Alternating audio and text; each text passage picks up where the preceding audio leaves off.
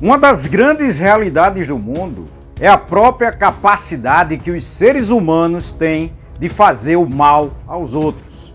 E isso fica muito exposto de uma forma muito clara quando nós nos deparamos, quando nós focamos sobre aquilo que aconteceu em Ruanda.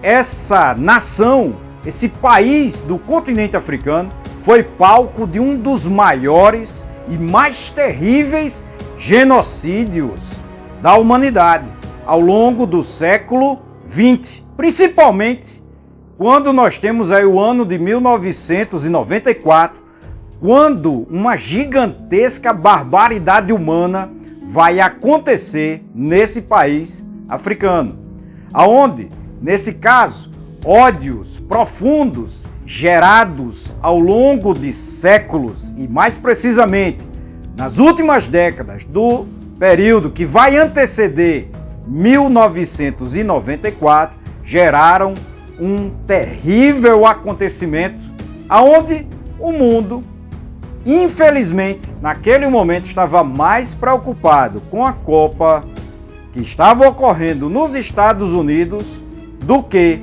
mesmo os acontecimentos dramáticos que vão estar ligados ao genocídio em Ruanda. Mas para entendermos melhor esses acontecimentos, devemos voltar algumas décadas para a própria história do país, as relações humanas que estavam se desenvolvendo nessa própria região.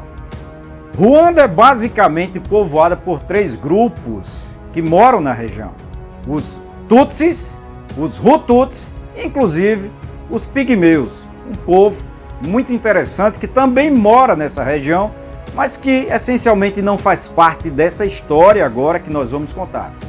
Vamos focar basicamente nesses 2 primeiros, os Tutsis e Hutus.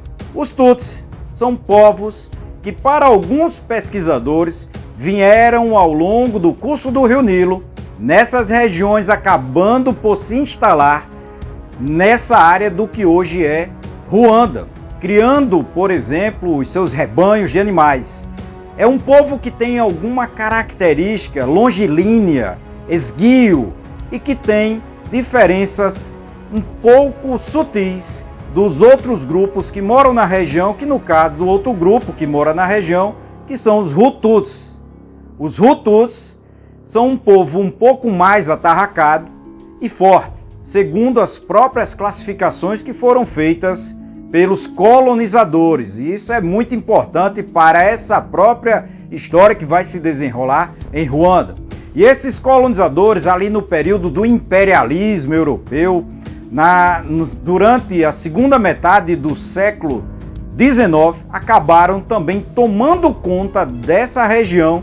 E aí nós temos a Alemanha, que começou esse processo de colonização. Porém, findada a Primeira Guerra Mundial, a Liga das Nações vai conceder o território para os belgas.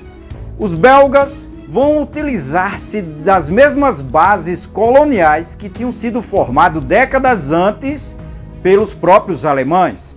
E uma vez utilizando essas bases, vão continuar mantendo os Tutsis como governantes locais, muito embora, claro, esses próprios governantes locais eram dominados pelo colonizador. Então, esses colonizadores belgas, que se aproveitavam da própria região de um modo geral, se utilizam dessa relação que existe, dessa divisão que existe entre Tutsis e Hutus, para conseguir dominar a própria população Hutus. Nesse contexto é importante também enfatizar que os Tutsis é uma minoria dentro desse quadro populacional, cerca de 15%, e formavam então essa base ali com algumas vantagens, com alguns privilégios, formando uma elite na própria região de Ruanda.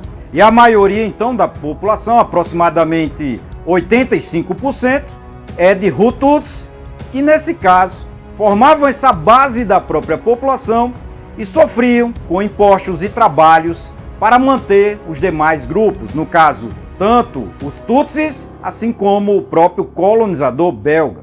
E isso vai criar vários constrangimentos, vários problemas e ódios que vão se somar de uma forma muito importante para quando, no momento da independência, quando o país, no caso Ruanda, adquira sua independência em 1962, o cenário estivesse muito propício, fomentando então ao longo dessas décadas o ódio entre esses dois grupos, Tutsis e Hutus, para criar divergências dentro desse quadro da própria população.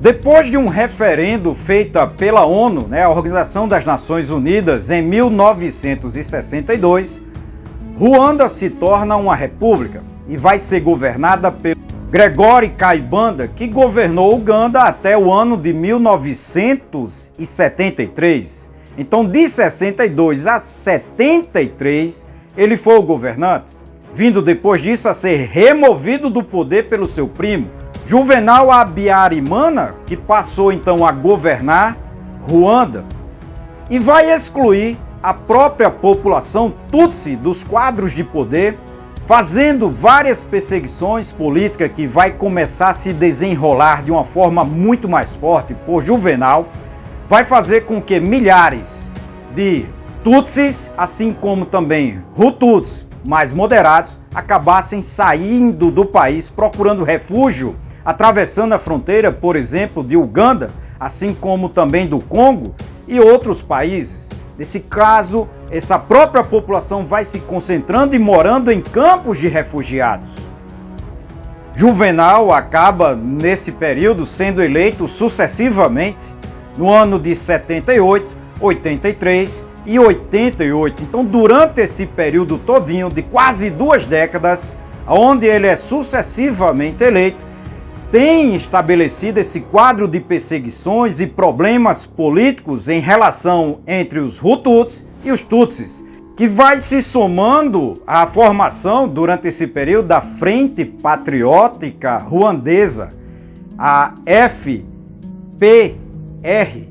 Nesse contexto, essas lutas que vão se desenrolando vai aumentando cada vez mais as tensões no próprio país, o ódio entre esses dois grupos.